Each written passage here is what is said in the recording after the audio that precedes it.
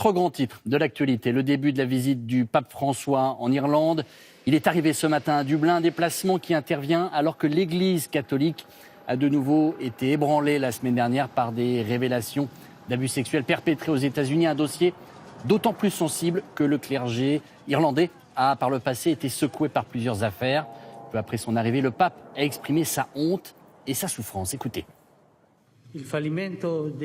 L'échec des autorités ecclésiastiques, les évêques, les supérieurs religieux, les prêtres et autres, pour affronter de manière adéquate ces crimes ignobles, a justement suscité l'indignation et reste une cause de souffrance et de honte pour la communauté catholique. Bonsoir Lilia Melconian, vous suivez pour nous le déplacement du pape François en Irlande. Ces excuses suffisent-elles aux Irlandais ? Écoutez, visiblement pas Nathanaël, même si le pape a choisi des mots très forts aujourd'hui pour condamner ces actes pédophiles, les qualifiant de crimes et non plus seulement de péchés. Les Irlandais considèrent que ce n'est pas assez, qu'il n'a là rien de nouveau et qu'il n'a donné aucune indication concrète sur ce qu'il comptait faire contre ces prêtres soupçonnés, voire même accusés d'actes pédophiles. Vous savez, on l'a senti ici toute la journée dans ce pays très catholique. Les blessures sont encore vives et les victimes sont nombreuses. Ils reprochent au pape de ne pas assumer la responsabilité du Vatican dans la dissimulation de ces scandales, comme vous allez le voir dans ce reportage que nous avons tourné avec Anto Filippi et Maxence Peigné. C'est un scandale qui a ébranlé l'Église catholique irlandaise, mais aussi une nation tout entière. Une société traumatisée par l'ampleur des abus.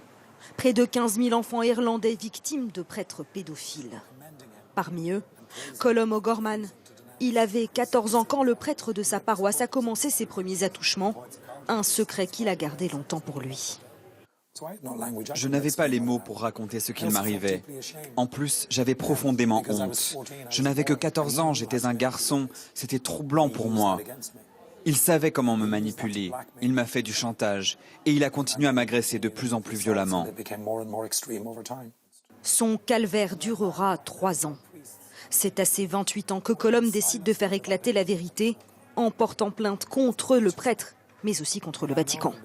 Le Vatican est responsable du fait qu'il ait été nommé prêtre, alors qu'on savait qu'il avait déjà violé des enfants. Et il a continué à le faire, alors qu'il y avait déjà des plaintes auprès des évêques et du Vatican. Et personne n'a rien fait jusqu'à ce que j'aille voir la police en 1995. Et là, il a été destitué de ses fonctions. Des affaires comme celle-ci, l'Irlande en a découvertes par centaines entre 1990 et 2000. Des prêtres pédophiles protégés par leur hiérarchie. Orphelinats catholiques, écoles, hôpitaux, paroisses, partout les mêmes histoires. L'ancienne présidente irlandaise témoigne elle aussi de la volonté du Vatican d'étouffer ces scandales. En 2003, un cardinal haut placé lui aurait proposé un accord pour que la justice irlandaise n'ait pas accès aux archives du Saint-Siège. Pour cette association de défense des victimes, c'est bien la preuve que le Vatican a encore des choses à cacher. J'étais scandalisée. Comment le Vatican ose-t-il demander à un pays indépendant de collaborer pour couvrir des abus sexuels sur des enfants? Ça veut bien dire qu'ils cachent encore des dossiers dans leurs archives. Des associations qui ont affiché des photos et des témoignages de ces enfants dans les rues de Dublin. Ici, les blessures semblent encore vives et ni les paroles du pape ni sa rencontre avec des victimes ce week-end ne semblent apaiser les Irlandais. Non, c'est pas assez de juste dire oui, c'est arrivé, il nous faut plus. Bien sûr que ça ne suffit pas, mais je ne sais pas ce qui pourrait suffire. Mais il s'est quand même excusé. En fait, on est tous désolés, on a honte. Ça n'aurait jamais dû arriver. C'est bien de dire pardon, mais il faut agir concrètement. Avec cette visite, le pape espérait réconcilier les Irlandais avec l'Église catholique et redonner un élan à leur foi. Pas certain qu'il y parvienne lors de ce court séjour à Dublin.